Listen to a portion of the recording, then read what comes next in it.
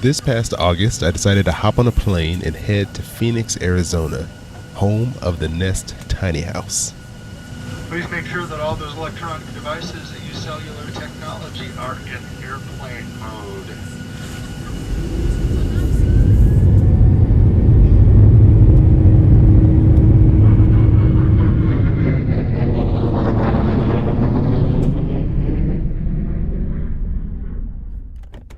Okay, I think this is it right here.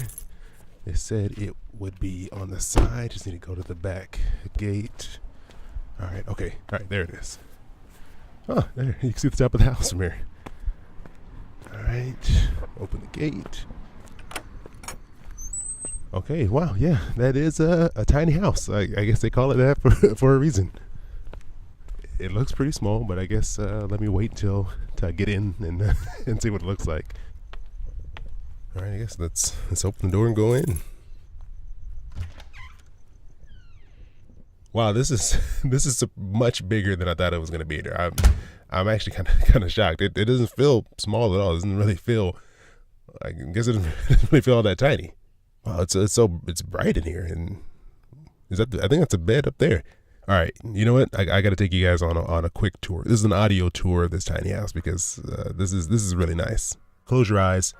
Imagine that you're here with me, and I'll take you around. So when you come through the front door, first thing you're gonna notice is the whole entire left side is just filled with windows. The whole wall is just windows, and it just lets in so much light. It's really bright and open, and it's made up of 3 big panels of glass. And the middle of these 3 panels is actually a sliding glass door that leads to a small deck that they've built just right outside the home. So it's really nice. You got a little indoor-outdoor space going on here. And then if you turn to your right directly from when you walk in the door, there's a really nice turquoise couch, and there's a TV mounted on the wall directly next to the front door. So then as you go past the couch on your right hand side, you're going to have the kitchen. It's like an L shape. So there's a nice countertop here. You have cabinets. There's a small refrigerator directly underneath the countertops here. And then right next to that is a big sink. It's pretty deep. It's actually bigger than the sink I have at home, I think. And then once you get to the little bottom part of the L there, as you keep going around, there's an electric like stove top. So it's made up of, looks like 2 burners here, and no, it's really nice space. I feel like I could actually do some cooking in here. If I cooked more, I could confidently say that I could cook in this space. And then directly to the left of the stove and the microwave. So this would be, right when you come in the door, you would see this right in front of you. There's like a ladder built into the wall here. So it's not like a ladder you can pull away. It's just kind of almost like shelves that make up a ladder, and you can kind of walk up, and there's some handrails. And once you get up to the top of that, there's a queen size mattress up here, and there's actually a lot of room. I had to be very careful I didn't bump my head when I went up there, because I didn't know what I was doing. But once I got there and sat down, I could sit upright. I can, move around. I didn't feel claustrophobic, and then have a window on either side that I can open and look out of. So it's really nice. And then directly to the left of that ladder here is a door, and it's open right now. And we'll go through there.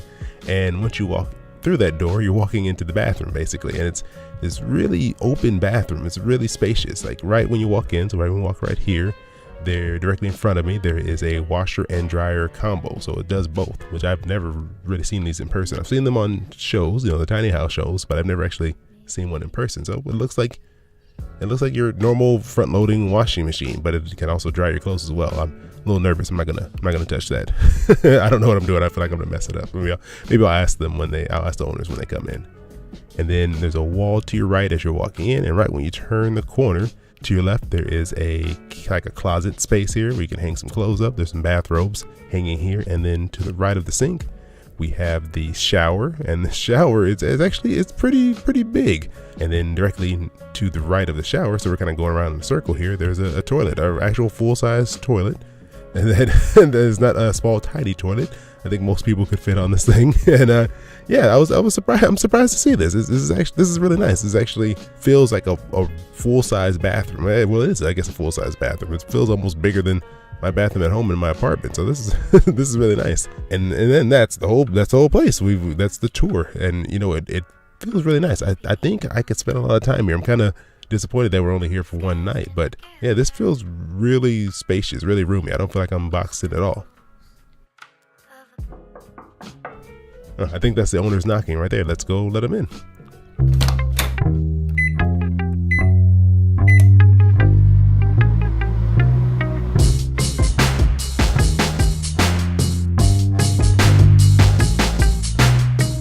Hey, this is Chris. Hope you're doing well. Welcome to Popcorn Finance, where we discuss finance and about the time it takes to make popcorn. We're here in Phoenix, Arizona. I'm talking to Cassandra and Gilbert. They're the owners of the Nest Tiny Home here in Phoenix. How are you two doing? Great. Doing great. Yeah, thank you. This is my first time ever being inside of a tiny home. I've been like a long time like stalker of tiny homes from a distance online. Did an episode on tiny living, and I just like when I saw your home featured on the Dream Big Live Tiny account that Alan runs, I was like, this is close enough. I was like, maybe one day I'll actually have a chance to come down here, and we just decided, hey, why not make it a little short trip and come check it out? And I'm really happy we did, because this is amazing place here. Oh, Cool. nice. Well, thank you for staying with us. Yeah, totally. So, I mean, for one, how long have you had the tiny home here?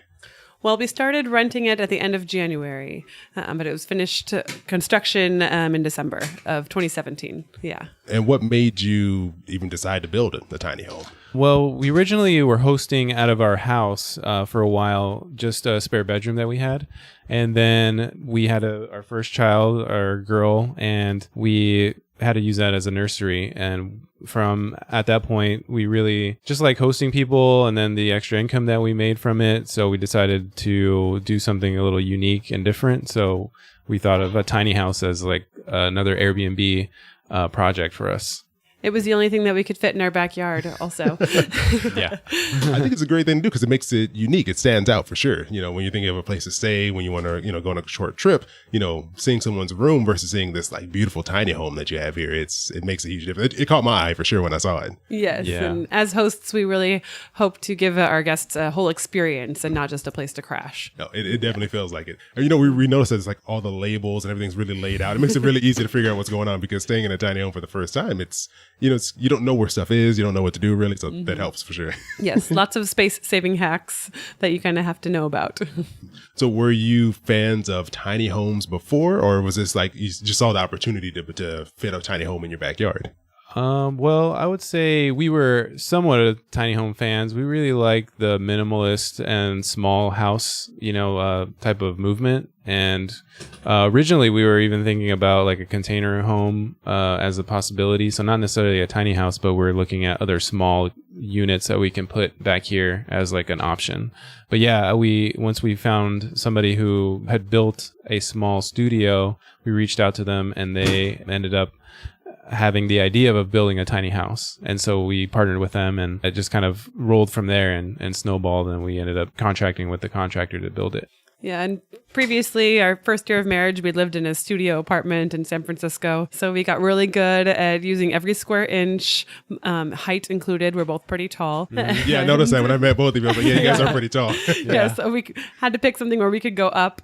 And even our main house now with our two girls is considerably smaller than the average American home for a family of four. So it may not be technically a tiny house where we actually live, but we have to be very smart with how we use our space as well for all four of us. Oh yeah, no, for sure. I can definitely understand. Me and my wife, we're in a 1-bedroom apartment, and even for us, we're like bumping into each other constantly. So Yeah. we know the struggle. Oh, yeah. Exactly. And so how's the experience been of renting out this space on Airbnb? Like, what are some of the things you've noticed, some of the issues you run into? How's it going? It's been really smooth so far. The type of guests that we get on Airbnb are generally pretty adventurous people anyway. And most people who stay with us are particularly interested in tiny living. They either have just watched the shows and admired it, or maybe want to try it out themselves, and also appreciate the urban feel of Phoenix. So a lot of people stay for just a couple nights on their way to or from exploring all that Arizona has to offer, the Grand Canyon or Sedona, but really wanted a unique experience right in the middle of Phoenix also. It is unique for sure. Yeah. Yeah. We've met some really great people too. It's been really cool to get to know people and really create a memory for them too. Just meeting different people from all different types of places. It's kind of the same experience that we were looking for when we were doing Airbnb the first time. It's just meeting cool people and just getting to know who they are and where they're from. And yeah, it's just sharing kind of a piece of their life and understanding what they're doing and what they're about. So it's fun. And like you. Yeah, exactly. You're a perfect example of that. So Yeah, and it's been really fun. cool to see how people have really latched onto this almost minimalism movement. And I wouldn't call myself a total minimalist. I promise I do have clutter. But the idea that we're being much more specific about what we do choose to have in our homes, things that we really love or that really function the way that we need to, I think is a really cool way for our guests to really experience in a well-designed space. So I hope that people go home inspired how they could not necessarily sell everything they have and build a tiny house, but edit areas of their life where they could take home lessons learned from staying here. Yeah, exactly. Because it's one of those things that it's okay. Don't worry about it. There's a baby crawling around in here. That's fine. Oh yeah, just to add that in there, that your 2 daughters are here as well. They're joining us. Yes, ages 3 and 1. They keep us on our toes as well. Yep. But no, I think it's great because it gives people a taste of minimalism and tiny living, and you can, like you said, you can take pieces from it. Maybe there's something that you can implement at home, or it's much different being here than seeing it online. Exactly. Because it's Yes. much bigger than I thought it would be. Like even walking up, I was like, that looks pretty small. Yeah. And once you walk in, it's way different. Yeah. We were lucky enough to get some good architects who knew what they were doing, and they already had a layout planned. And so this was kind of unique build where you have this whole side just free and clear with the windows, and then this type of L kitchen that we have here, because we really wanted to create some space, because the other ones that we did look at, they were little short, little narrow because of their galley style kitchens. So we wanted to do something a little more open and spacious. No, you definitely feel it. And it's like you have this beautiful backyard too that you can see. So it makes it, we were just saying, it feels like that's part of the home because of how open it is. It feels like all of this, I'm pointing like people can see what I'm pointing at.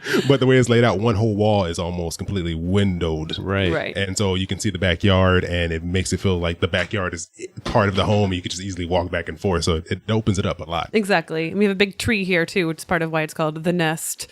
And it's cozy, like a little bird. And that's all you need. But we hope you feel refreshed also after staying here and experiencing less house but more home. Yeah, right. Yeah. I wanted to ask you just one final tip for the people listening, because I talk a lot about side hustles and making extra income and things like that. So are there any tips you have for people who are interested in doing Airbnb? It doesn't have to be maybe, they're going to build their own tiny home, but your experience renting out a room, and then now your experience having your own separate place you're renting. Yeah, well, it was a bit of an investment up front, obviously. The time that it takes is fairly minimal compared to the return that you get, not only financially, but relationally as well. What else would you add to that? Yeah, I would say try to create something a little more unique and special. And it does take a little more thought and preparation, but Cassie's really good with hosting and then going above and beyond. So anything that you can add to the stay is definitely a plus, because sometimes you stay at places that are kind of, okay, I just need a room and a place to stay. Yeah, exactly. But if you make it special and, you kind of make the person feel welcome and thought of, then that's definitely a plus. Yeah. And I would just add to that, Airbnb or other short-term rentals like this are more of a hospitality industry rather than real estate. So you have to be somebody that really does have a heart for that to some extent, rather than buying a rental property. Like the experience of it all is much different than you can just go out and buy homes and maybe flip it. I mean, that's a big investment and big time investment, but you kind of you buy this home and you kind of just get rid of it. Whereas here you're getting like an experience out of it. You're not only are you making a side income from it, but you also get to, meet people. You have the experience of really just having your own hotel almost. Basically. Right. Yeah. And we do just as much laundry. All right. So I want to let everyone know, or have you let everyone know where they can find more information about the tiny home, where they can find out how to book a night and stay. Because I would recommend it. We've only been there like a couple of hours and it's been great so far. Right. Oh, that's our daughter banging on the window. You can certainly find us on Airbnb, The Nest Tiny House, but you can also find our website at www.thenestphx.com.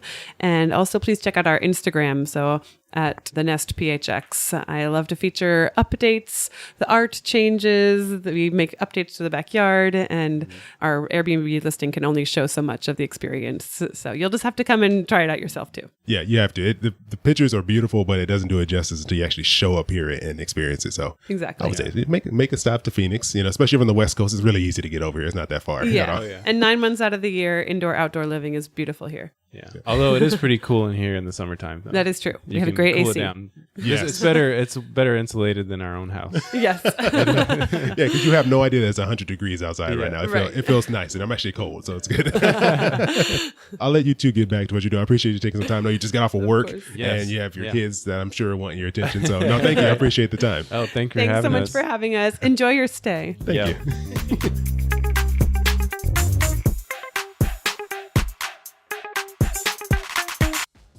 First, I want to say a big thank you to Cassandra and Gilbert for sitting and talking with me for a few minutes. They were busy. They had their daughters, so I'm sure didn't want to sit around and watch their parents talk on microphones. But they still sat with me anyways. And Gilbert had actually just gotten off of work. And so I really appreciate their time. It was a lot of fun because they have an amazing place there. I think they've done a great job. And, I'm really happy this was my first experience in a tiny home. It set the bar high because this was a really nice place. But it was something that I always really liked. I liked the idea of tiny homes, but I didn't know if it was just in the concept or in theory I liked them, or if in reality, once I stepped foot in one, I would actually like them. And after spending some time there, I could really see myself living in a tiny home. So yeah, if you want to check out their listing and maybe book a night for yourself, I'll put a link in the show notes, along with some images that I took, some pictures that I took while I was actually staying at the tiny home, and to give you a better feel of how everything looked, give you more perspective on size and spacing and all that good stuff. So you can visit popcornfinance.com/76, and there as well you find all that information.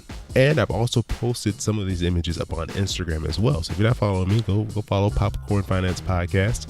I throw up some images of some of the things I've been doing, some of the production, the behind the scenes things that I'm doing for the show. And I almost forgot to mention there's going to be a new series starting up next week on September 10th. It is the Back to School series. I'll be talking about college from the very beginning of the process. So from saving up for college for your kids with the 529 plan, to how to apply and win scholarships, choosing a major that'll fit the career that you want, understanding student loans a little bit better, and I have a conversation with two people who have a different take on the whole college experience and what it means to them in their careers. Overall, I wanted this to be a series that covered a wide range of things and guests in each episode who I think bring a lot of knowledge and a really unique perspective to each of these topics. So please make sure that you are subscribed so that way you can catch that series when it comes out. It's going to be a total of 6 episodes over 5 weeks. So be on the lookout for that. And thanks for joining me for another bag of popcorn. I always really appreciate you being here and listening. Hope you have an amazing rest of your week, and I'll talk to you soon.